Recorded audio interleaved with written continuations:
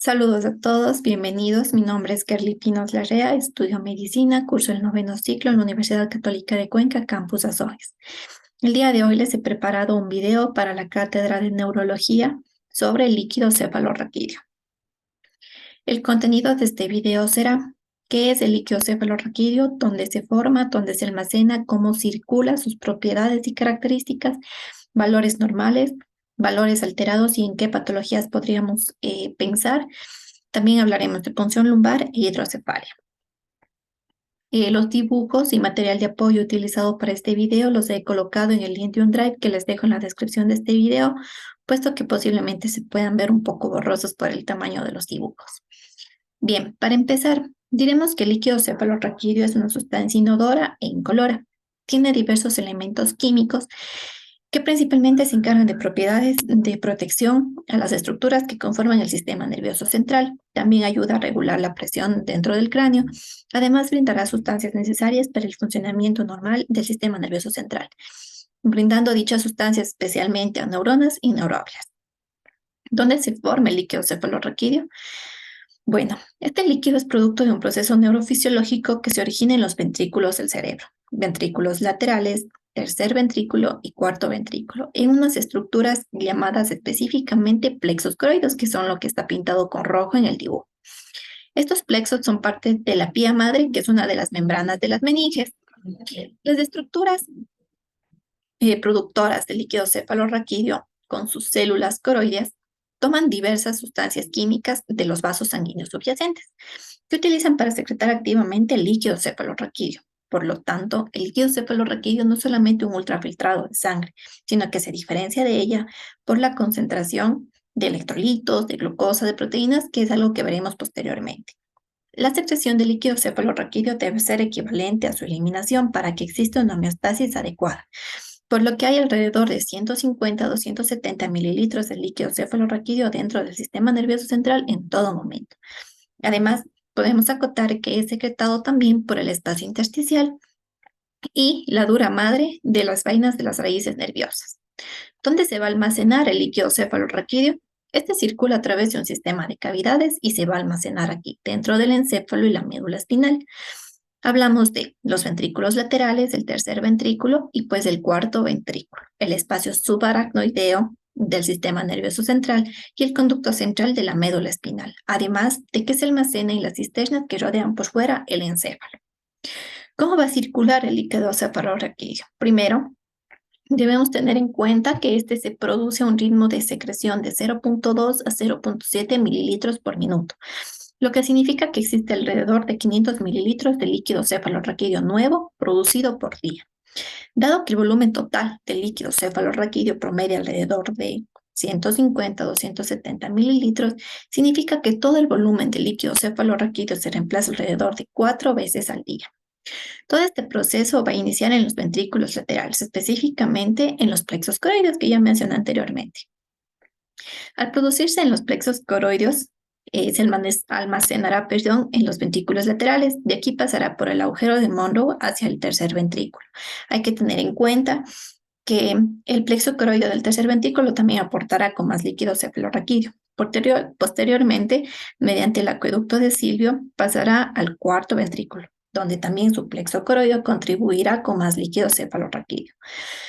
Posteriormente, mediante los orificios medial y lateral, que son los orificios de Luschka y Magendie respectivamente, y también por el canal medular, pasará al espacio subaracnoideo. Desde la cisterna magna tomará dos direcciones diferentes.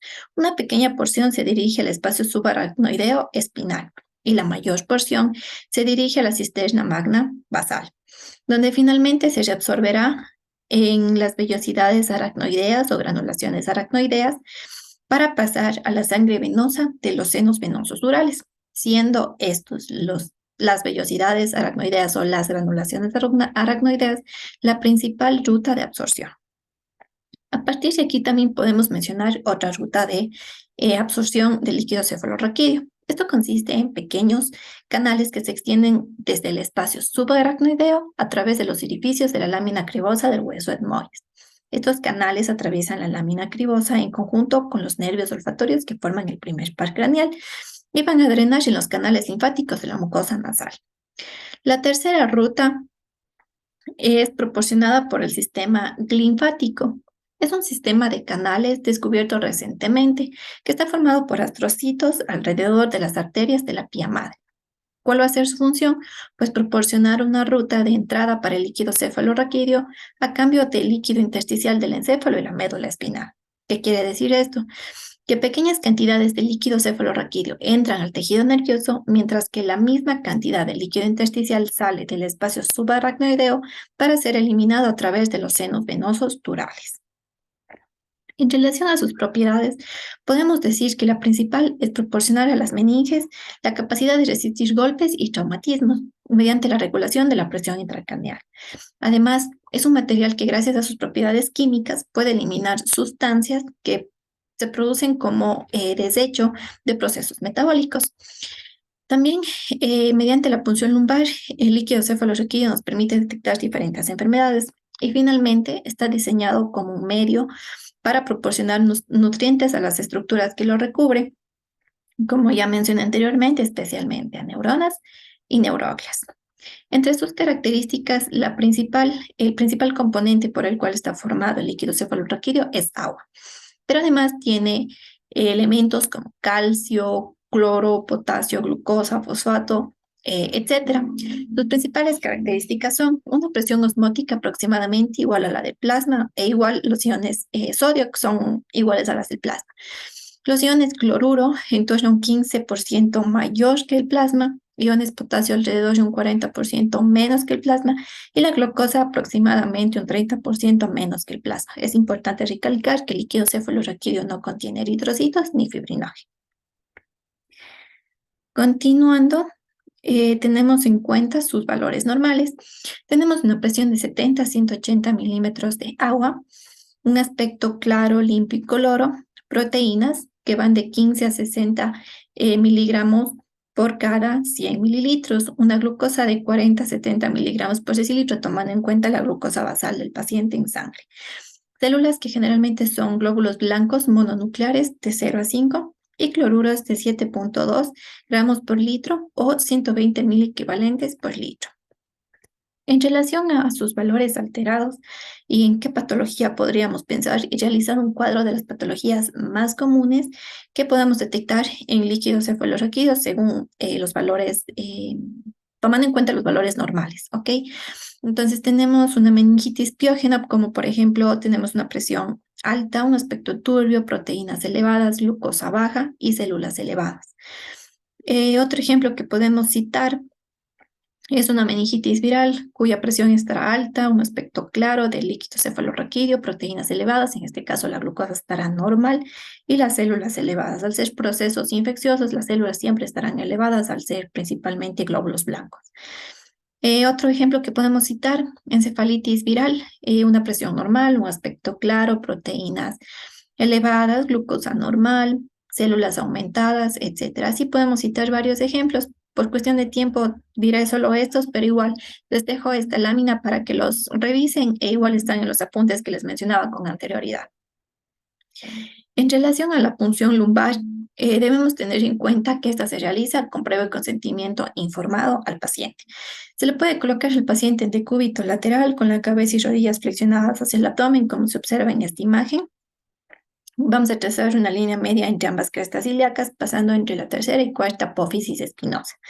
Desinfectamos el área, se funciona entre L3 y L4 y la aguja se introduce entre ambas apófisis espinosas. Vamos a atravesar el ligamento interespinoso perpendicularmente a la piel de la línea media. Vamos a introducir la aguja aproximadamente unos 5 a 6 centímetros hasta llegar al espacio subaracnoideo. Aquí, pues vamos a retirar el mandril y va a fluir el líquido cefalorraquídeo. Tomaremos las muestras, finalmente retiramos el trocar y colocaremos un apósito en el sitio de punción. Luego de esto, generalmente el paciente suele quedar en reposo, en decúbito prono, unas 6 a 8 horas. También se puede hacer con el paciente sentado, simplemente se inclina hacia la parte del frente y realizamos el mismo proceso. En relación a las indicaciones y contraindicaciones de la punción lumbar, podemos decir que esta está indicada cuando tenemos sospecha de infecciones del sistema nervioso central, como meningitis, encefalitis, sospecha de enfermedades cerebrales tipo esclerosis múltiple, diagnóstico de hemorragia en el espacio subaracnoideo. ¿Por qué? Porque pues, por aquí circula el líquido cefalorraquídeo. Diagnóstico y terapéutica de enfermedades cerebrales, pero de origen hematológico, también para medir la presión intracraneal, en enfermedades desmielinizantes, como por ejemplo en el síndrome de Guillain-Barré, tratamiento de pseudotumores cerebrales, también para la administración de medicamentos, para la terapéutica de otros hallazgos que podamos ir encontrando en la exploración física que nos van a orientar hacia un diagnóstico, etcétera. Entre las contraindicaciones tenemos las relativas, entre ellas el compromiso cardiovascular o respiratorio, trastornos de la coagulación que pueden llegar a corregirse, abscesos cerebrales o tumores cerebrales. En las contraindicaciones absolutas podemos mencionar shock, hipotensión, hipoxemia, edema cerebral, estado de coma, hipertensión intracraniana, signos focales neurológicos, una convulsión reciente, una coagulopatía grave o una evidencia de sangrado abundante en el paciente, infecciones en el sitio de punción, etc. Por otro lado, y finalmente, vamos a tratar la hidrocefalia. Como sabemos, esta es la alteración más importante de la circulación del líquido cefalorraquídeo. Está causada porque se producen cantidades excesivas por un aumento en su producción, por una obstrucción en su circulación, o por otro lado, también se puede producir por una alteración en la absorción a nivel de las vellosidades aracnoideas. Generalmente la hidrocefalia va seguida de un agrandamiento anormal de la cabeza en los niños debido al aumento excesivo de la cantidad de líquido cefalorraquídeo. Esto crea una mayor presión dentro del cráneo y conjuntamente conduce a una degeneración del tejido cerebral. Y cabe recalcar que este agrandamiento anormal de la cabeza no se produce en los adultos. La hidrocefalia la podemos clasificar como dos, comunicante y no comunicante. La hidrocefalia no comunicante, también llamada obstructiva, se da cuando existe una obstrucción en el paso del sistema ventricular hacia el espacio aracnoideo. También puede resultar a causa de una lesión cerebral traumática, una hemorragia intraventricular. Es más probable que se produzcan las obstrucciones en conductos estrechos, como por ejemplo en el agujero de Monroe, en el acueducto de Silvio, en los orificios laterales y medial, como de Luschka y Magendie, etcétera.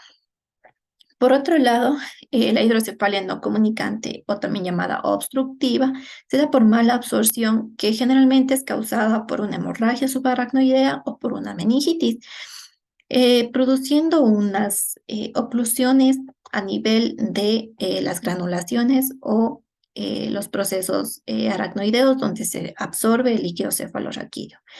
Entonces, estos son los dos tipos de hidrocefalia que existen. Eso ha sido todo. Muchas gracias por su atención.